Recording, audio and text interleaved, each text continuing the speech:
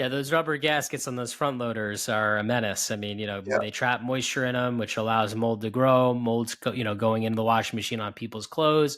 If they're not using something like EC3 Laundry Additive, right, you have a lot of mold that potentially accumulates and builds up, and there you go. You've got a recipe for disaster. But unfortunately, the front loading, they look nice, but the function of them is you need rubber gaskets to prevent the water from coming out. But the caveat there is you're going to trap moisture no matter what you do, and you're always going to have that problem. So I have a top loading washing machine for a reason, not because I like the way it looks. now the other top loaders that do not have the agitator, which is a little bar in the center, are totally worthless in terms of they get full of mold and they don't clean the clothes either.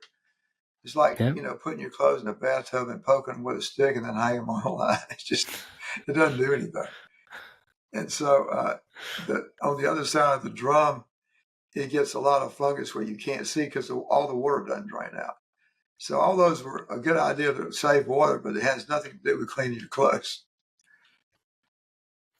That's the truth, right? And Yeah. of course, we want to save water, but we also want to clean our clothes, right? And so I think if I have to choose between cleaning our clothes and saving water, I'm going to choose cleaning clothes, and the reason being because then you're wasting water anyway, right? Because Right. you're not actually cleaning your clothes. That's right.